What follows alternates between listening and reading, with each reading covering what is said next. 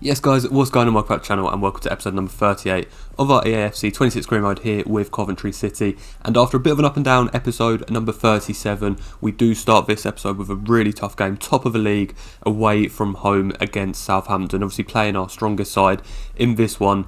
And we know, obviously we saw the table at the end of the last episode, we know we're in a playoff battle with a number of different teams going towards the end of this season, and we will reach the climax of the championship season in this episode, so make sure you stick around to see if we do make the playoffs or whether we will have another season in the championship. It's an absolute roller coaster towards the end of this episode. Obviously it's a bit of a longer one this time and there's a reason for that, so make sure you stick around and follow this whole episode. But like I say, we start off with a really difficult game against Southampton, which was probably going to be, well, definitely going to be our hardest game of the 5 games that we do have coming up, and we knew that this was going to be a really difficult start to this run in and hopefully getting into those playoffs. Southampton got the first chance, but it was ourselves who got another chance fairly soon after. Haji Wright gets the chance, but really good save from Aaron Ramsdale in the Southampton goal. And then from the corner, it's Eccles who's looking to swing it in on that right foot towards the youngster Charles. Decent header to be fair, but blocked by the defender. Falls back eventually to Eccles on that left hand side. Looks to find a man, plays it back in Charles, who's retreated a little bit to the edge of the box, into Kitchen, into Mason Clark, gets down that left hand side, swings one in. It's Haji Wright of a header, but another, or just wide of the post. I think Ramsdale had that one covered anyway, but just wide of the post from Haji Wright. And then just before half time, it was Southampton who got the best chance towards the end of the half, and it's Yander who gets the ball on that left hand side, plays the ball into Charles, and a really good finish on the swivel from Shea Charles to give Southampton the lead just before half time. Good finish to beat Dover there, to be fair, like I say, on the turn, and the Southampton captain does give them the lead going into half time. Not a lot going on in the first sort of 15-20 minutes of the second half, but we do manage to get an equaliser 66 minutes in, and it is that man, the man in form, Jack Rodoni. Really nice calm finish with that right foot of his underneath Aaron Ramsdale to bring the scores back level at 1-1. And then 15 minutes before the end, Southampton get the ball again. It's Yander again, plays in Charles, a goal scorer, but just over the top of the crossbar, and the scores do stay level in this one. We did make a change. Ellis Sims coming on once again for Haji Wright, hoping to make a difference in this one up top for us and hopefully give us all 3 points rather than the point we've currently got. But it was Southampton who were the team that were looking more likely to score the winner at this point. Yander once again down the right hand side, plays in Shea Charles. Shea Charles gets another decent chance, but once again Dover makes himself big and keeps that one out. But then on the break, Jack Rodoni sees acres of space in front of him. He's got players around him, but he's in front of all of them. He beats all of the players, gets the shot away, but Aaron Ramsdale does make a really good save down low to his left, tip that one behind for a corner kick, and it's Mason Clark who's going to swing this one in on that right foot towards Kitchen. Kitchen gets a really good header, but a really good reaction save from Ramsdale to keep the ball out the back of the net. And then just before the end of the game, it was ourselves coming into the game at this point. Thomas Santi plays the ball across, really good chance to substitute Ellis Sims, but unfortunately just hits the outside of the post, couldn't quite get it the right side of the post, and does stay out, and we do unfortunately draw that game at 1-1, but better than a loss. We'll definitely take the point in that one and move on from it. We do get a message from Galini saying he's not happy with his game time, and we do look at the table once again, now currently down a position, obviously dropping 2 points in that one, in 10th with 4 points off of the playoffs at this point with just 4 games left, and it wasn't going to get easier with another away game, this time against Ipswich. Ipswich 4th in the league currently, similar to Southampton. We knew it was going to be a really difficult game. We know they've got some really good players as well, and this one was going to be one. If we lost this game, then we would basically have to win all 3 of our final games to have any chance of getting into the playoffs, and hope that teams around us did drop points. So this game was a crucial one going into the end of the season, but it was ourselves who got the best early chance. 25 minutes into the game, Sakamoto plays it into Grimes. Grimes on that left foot of his, but unfortunately straight down the middle, and an easy catch for Briggs. And then just 5 minutes later, it's Van Uvik who gets the ball on his right hand side, plays out to Sakamoto. Sakamoto sees the runs of the players, balls into Mason Clark, but unfortunately couldn't get over the top of that ball, and the ball does go flying over the top of the crossbar. So 0-0 going into half time, but in the second half it was our own mistake, and we did go 1-0 down to Ipswich. Some really poor defending, couldn't clear our lines, and Ipswich did take the lead in this one. The first half was a fairly dull affair. We got a couple of chances, Ipswich didn't really get any, but as soon as we made a mistake, it was George Hurst who does give Ipswich the 1-0 lead. And like I say, against a team of the quality of Ipswich in 4th position, we can't be given chances like that away. We did get a chance ourselves, Mason Clark with another good header, but once again Briggs getting down low to save that one. But then Ipswich, 10 minutes before the end, it's Taylor who gets the ball, and Dovin comes off his line, and Taylor sees him there and just lifts it over Dovin. So another bit of a mistake from ourselves, and unfortunately with just 10 minutes left in this one, Tom Taylor does give Ipswich a 2-0 lead. And we knew with just 10 minutes left, Ipswich have been defending really well in this game as well. we knew this was going to be a really difficult game to get anything from. Miracles do happen, so you never know, but it was going to be really difficult. And we did make a triple substitution to try and freshen things up into the final 10 minutes. And straight from kickoff after conceding that goal, we look to attack. The ball falls into Rodoni in the centre, sees the run down the right hand side from Thomas Asante. Thomas Asante beats his man, but unfortunately Wolf does get it back. Cabal gets the ball, looking to play it around the defence. Clark picks it up. Hadji Wright looking to close him down. Does close him down. Nicks the ball off his feet. And all he has to do now is just steer that one into the back of the net. He does manage to hit it off the inside of the post. And we have managed to get one goal back. So 2-1 now going into the last 5 minutes of this one. And then we do get a chance just a minute or so later. It's Rodoni once again who picks that ball up. He's got runners around him. Thomas Santi finds Hadji right in the middle. Hadji right with a great chance to get the equaliser, but a really poor shot from the American and a good save once again from Briggs to keep that ball out back of the net. And then in the final few seconds of added time, Thomas Santi once again finds Rodoni. Really nice chance to get an equaliser, but once again it was Briggs stood up tall and been an absolute saviour for Ipswich. So we do unfortunately lose that game 2-1, and our job security from that game does change to insecure. Obviously, we look at the objectives. Obviously, we mentioned in the previous episode we hadn't actually seen the objectives, and we can see why our job security is insecure. They were to reach round 16 of the FA Cup, which obviously we didn't do, and gain automatic promotion, which obviously we cannot do anymore. Then looking at the table once again, 3 games left, 6 points off. We will need to win every single game from here till the end of the season, all 3 of them, if we've got any chance of getting the playoffs. And also we need to rely on some players, or some teams dropping points around us as well. We do get a message from Brow saying that he wants to leave the club due to his contract situation and game time, but that's not our main priority now. Our main priority is winning these games, and that will hopefully come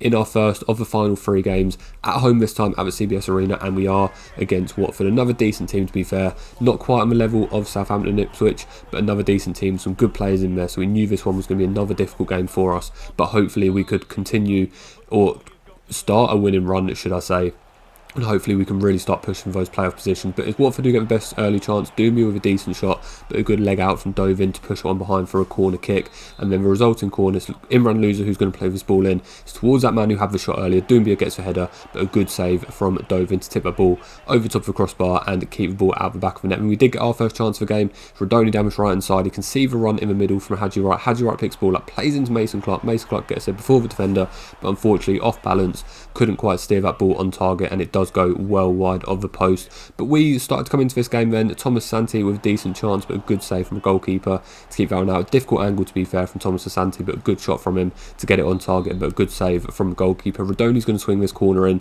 towards Hadji Wright. Hadji Wright doesn't quite get a header. The ball gets cleared in the end by the Watford defender. It falls eventually back to Vivian Charles, should I say.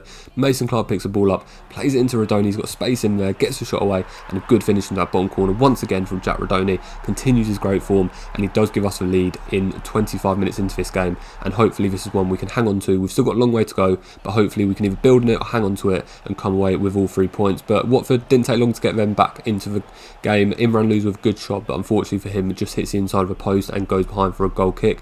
And then just a couple of minutes later, we do get a chance ourselves. Thomas Santi beats the defender, had a decent chance from this sort of distance before. This time he doesn't go for power, he goes for precision and makes no mistake with that one. And Brandon Thomas Santi does double our lead with just 5 minutes left of the first half and puts us in a commanding position, hopefully going into the second half of the game. But straight from kick-off at Watford, they wanted to obviously attack and hopefully get a goal back before half-time, and they get the ball.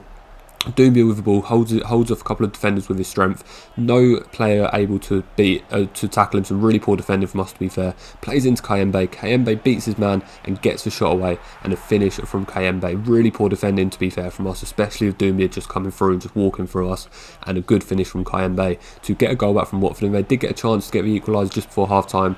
Gets the shot away, but another good save from Dovin to keep the ball out back of the net, and he does give us the lead going into half time. And in the second half, it was us who got the better of the starts. 60 minutes into this one, Mason Clark plays the ball across. It's Matt Grimes, beats his defender, and a man who doesn't score very often, Matt Grimes, does keep his composure in front of goal there and does slot that one into the bottom corner to restore our 2-goal lead and make the scores a 3-1 with just 25 or so minutes left in this game, and hopefully that's one we can keep up. We know we conceded straight from kick-off before, and unfortunately we were going to potentially have a chance to concede straight from kick-off here. Again, really poor defending once again. The ball falls to Doumbia once again, but unfortunately it's the young centre-back Vivian Charles dives in to get the ball, makes an absolute mess of it, doesn't get any of the ball, gets all of the man and brings Doumbia down. So Watford do have a penalty straight after we scored our third and restored our 2-goal lead. Watford have a chance to bring the scores back to 3-2 and give Watford a chance to get back in this game. And it's Loser who gets the chance. Dovin does dive the right way, but a really powerful penalty from Imran Loser, to be fair, and a good finish from him. So the score's at 3-2. But just after that penalty, we do get another chance ourselves. Wright plays it back into Van Uwijk. Grimes gets a chance to get a second of the game, but a good save from the goalkeeper. Decent shot from range, to be fair, from Matt Grimes. But unfortunately, the goalkeeper was there to keep that one out. And then we get a really good chance here. Haji Wright through on goal, no defender around him. Slows down a little bit, which allows the defender to get back, gets a block away, and no further danger. Then just 15 minutes before the end, it's Watford who get the chance here. It's Kayembe once again with a decent shot, but dove in. Good reactions from him to push that one behind for a corner kick. It's Imran Loser, the man who scored the penalty, to swing this one in towards Doumbia once again. He couldn't quite get a header. It falls back eventually to Kayembe. Kayembe plays it into Kiprianu. Kiprianu back to Kayembe. Good shot from him, but good dive from Doven once again. This time manages to hold on to it to keep the ball out of any danger. 10 minutes before the end, it is a poor kick from Dovin. The ball eventually finds itself to Doumbia, into Kayembe, into Dagim, and Dagim makes no mistake from that distance. 3 different goal scorers for Watford, and this time it's Adam Dagim who does get Watford the equaliser for the first time in this game.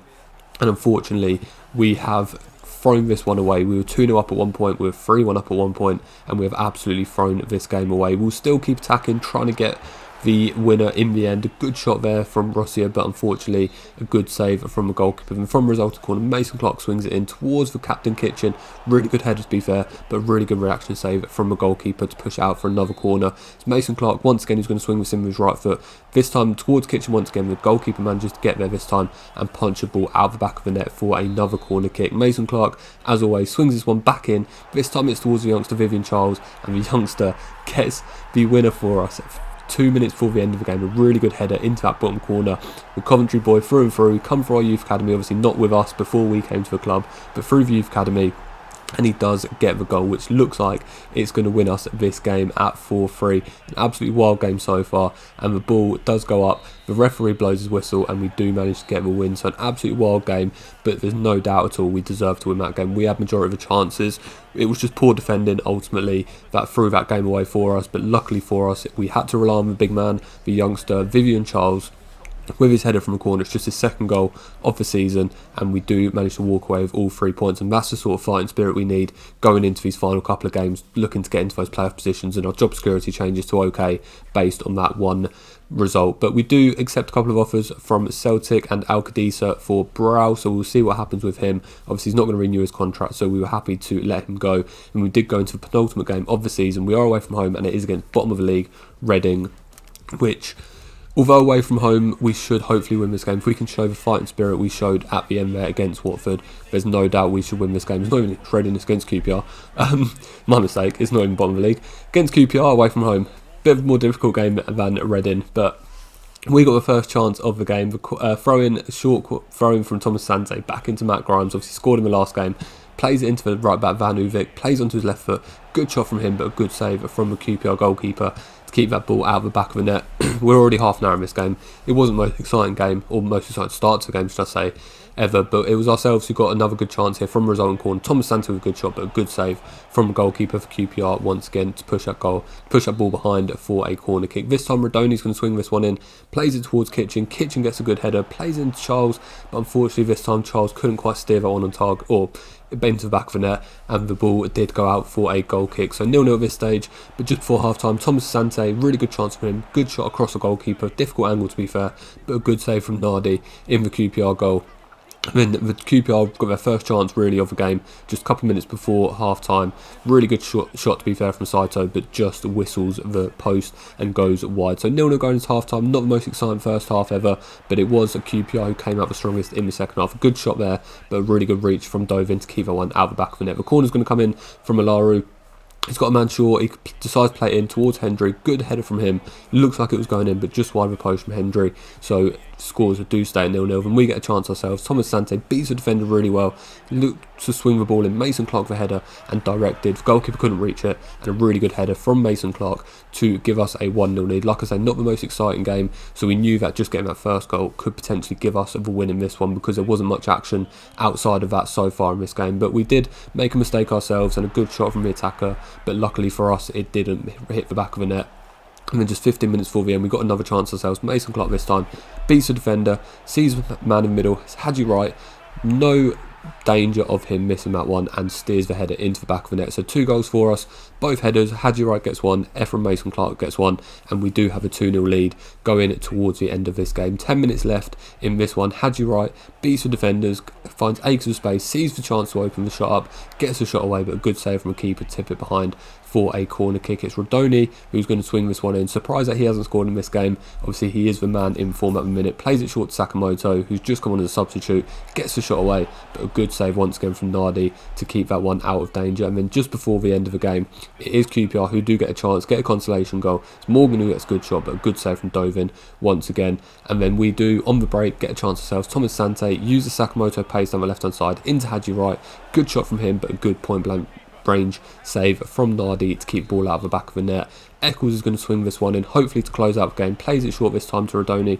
Rodoni plays it Thomas Sante on the edge. Good shot from Thomas Sante, but a good save from the goalkeeper, and we do manage to win that game 2-0. So going into the final game, we do have a chance of reaching the playoffs. Brow does get sold to Celtic as confirmation, and Paris Magoma also does say he wants to leave. Obviously we sold him at Brentford to Coventry, and now it looks like we potentially will sell him from Coventry to elsewhere. And like I say, looking at the table, 1 game left this season against Charlton.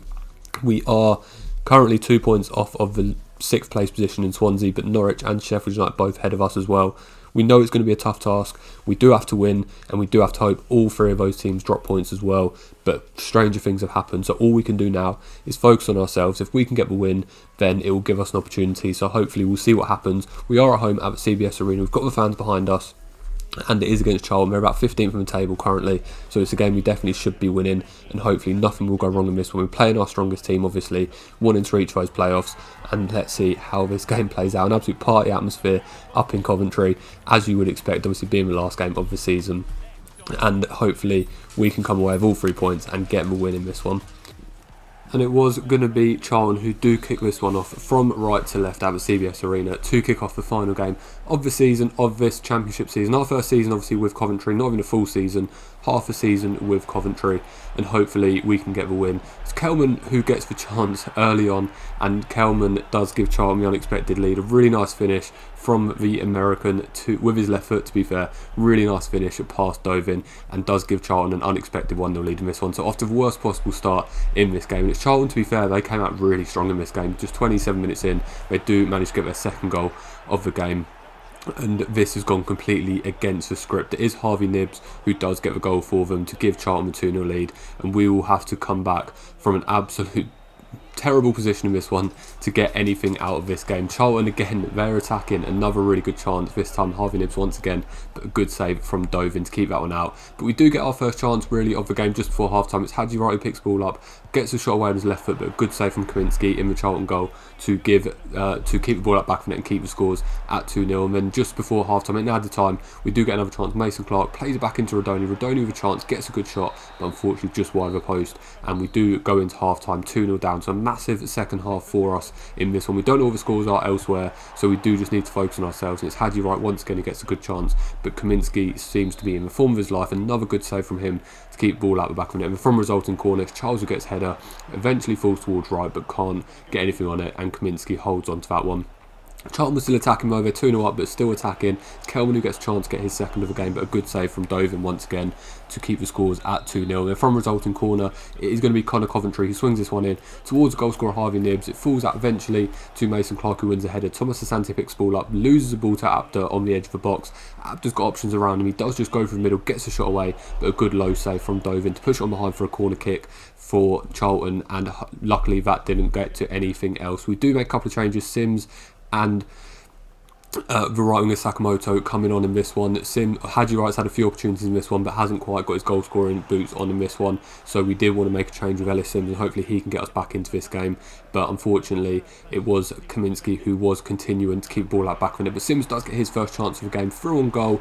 Just needs to keep his composure, and a good low finish from Ellis Sims with his left foot, and he does obviously go to race to get the ball back on the halfway line, and hopefully we can pounce on the momentum we've got here with that 1 goal and get a win. It's Ellis Sims once again, a similar run to be fair, this time takes a little bit wide this time, and Kaminsky stands strong to keep the ball out back from him. From the corner, Mason Clark is going to swing this one in. It's Kitchen who looks to get the header, but absolutely wild header from the captain, and it does go way over the top of the crossbar. And then as we approach the end of the game, the referee is going to blow his full-time whistle, and we do unfortunately lose the final game of the season against Charlton 2-1, which means our playoff hopes have been absolutely dashed out of the water. We've got no chance of making the playoffs, even if the results around us went our way, and we do unfortunately have to endure another season in the Championship, which obviously will be our first as a manager, the full first season as a Championship manager, and hopefully we can jump straight back. And we've had some really good performances this season, to be fair, some really good results and some real positives to take from this season. So hopefully next season can be our season where we get that promotion. Hopefully it can be automatic, but playoffs if we have to, and hopefully we can build on that. So obviously we don't get the promotion, we do have our job security changed to insecure once again due to that fact. Obviously they wanted promotion and we couldn't get it, and you can see there the final table sitting in 9th, 73 points. Swansea ended with 78 points, so even if we had won that game we still wouldn't have been able to get the playoffs. So it's not too much of an issue that we did lose against Charlton, but obviously not just an ideal end to the season. You can see there Southampton, Hull getting the automatic promotion positions, Ipswich, Wolves, Birmingham and Swansea in those playoff positions. There's ourselves in 9th place with 73 points. A lot of teams around us, so it's going to be a difficult season next season, to be fair, because of those teams all around us with similar points. And as we approach the bottom of the table, you can see the team that beat us on the final day, Charlton there, and then the 3 teams that have got relegated to League One are Blackburn, Wigan and Reading. Blackburn getting relegated on goal difference to Portsmouth, so really unfortunate for them, but themselves, Wigan and Reading all being relegated League One. And then we do get a couple of new youth players coming in for next season. The first of those is Lewis Waters, a really good looking, to be fair, left winger, only 17 years old, but really good pace and a decent range in him as well, to be fair. And then a right winger this time from England once again, it's Harry Goddard. Decent potential on him, not as good rating as Waters, not as good pace or anything like that, but a good potential on him, so we do put him on a development plan as well, and maybe them two can come into the squad next season as we bid to get promotion to the Premier League. But just looking at some other leagues around the world, obviously focusing on the teams that we have managed. Liverpool won the Premier League, Arsenal, City and Newcastle in most Champions League positions. West Ham, one of our former clubs there, in 9th, and Brentford, the team we left to join Coventry, do narrowly escape relegation, and it is Fulham, Sunderland and Leicester who are the teams going down to join us in the Championship. I mean, in the Bundesliga, obviously we were manager of Werder Bremen for a little while, and we still haven't seen them in this table, but there they are in 14th. So once again, escape relegation this time, with Hertha and Hamburg occupying those relegation spots. Looking at the cup competitions, the FA Cup was won, should I say, by Everton in a 1-0 final against Sunderland, and in the League Cup, it was actually a North London derby, and it did go the way of Tottenham Hotspur to get the 3-2 win against Arsenal to win the Carabao Cup and a trophy for Spurs. And then in the playoff final, not been played yet, but it will be Wolves versus Ipswich in that playoff final. So a big game in that one. Probably the 2 teams you'd expect on the playoffs to battle to get into the Premier League. And just looking at top scorers and assisters in the Premier League, it is the Ipswich man, Ali Al-Hamadi, who does get the top scorer role there. Forson for Norwich gets the most assists, with George Hurst coming in second, level with a number of other players, including Shea Charles and Mason Clark there for ourselves. And then clean sheets, as you would expect, top of the league, Aaron Ramsdale does get the most clean sheets, but decent performance there from Max O'Leary at Bristol City, to be fair, with his clean sheets. And just looking at the team as we end this season, obviously we know Brow is going to be leaving for Celtic come the end of the season, but some good performances all round, a decent amount of game time across all of our players, and a good performance, really good performances, to be fair, from that youngster Vivian Charles. 39 appearances for him this season as a young centre-back is nothing to be ashamed of. Mason Clark's probably been our player of the season, to be fair. He was top scorer when we came into the club, and he's continued that form going into when we have joined. 50 games for him, 19 goals and 15 assists. Some other players dotted around. Jack Rodoni ended in really good form for us, 11 goals for him. Sakamoto with 11 goals as well, to be fair. And then there's the 2 strikers, Hadji Wright with 15 goals in 31 games, and Ellis Sims with 11 goals in 34 games. And then obviously just a couple of other players, Bassett and Obikwu, who haven't really had a chance. And Coley, who did pick up a training injury, he is going to be out for around about 3 or 4 months, so he will miss the start of next season. But looking at the top goal scorers, Mason Clark and Wright, as you would probably expect. I mean, as for the assisters, Mason Clark once again topping that table, and Jack Rodoni coming in second as well. I mean, just looking at the contract situation, we haven't got any players with their contracts expiring this summer, but just looking obviously for next season, we've got Magoma, Galini, De Silva and Brow. Obviously Brow's leaving, Galini and Magoma have both put transfer requests in as well, and Jay De Silva has asked for a new contract, so no surprise of any of those players. And then there's confirmation of the Championship player final, Wolves being Ipswich 2-1 to get themselves back into the Premier League. And we did, as I say, obviously we've got a transfer request earlier from Galini. We know his contract's going to run at the end of next season, so we do accept an offer from recently relegated Fulham, and they do agree a fee with him, and he does move across London, or to London should I say, to Fulham for £1.2 million. But luckily for us, the Coventry board were happy with what they saw, despite not getting those playoff positions or promotion to the Premier League. They're happy with the performances they saw, and they were happy for us to continue at the CBS Arena for season 4 of our manager career. And we will pick that up in the next episode, so make sure you stick around, make sure you subscribe to the channel to continue following this journey. As I say, this was a wild episode. We didn't make it to the playoffs in the end, but it's been a really good episode. I think it had some real ups and downs in this one, especially that win against Watford, then losing against Charlton on the last day. So please hit that like button if you have enjoyed this episode, if you have enjoyed this series so far. Please subscribe to the channel to continue following the journey. It could be a massive season for us and Coventry next season, so make sure you stick around for that. Comment down below any suggestions or thoughts. Take care of yourselves, and I'll see you on the next one. Bye bye.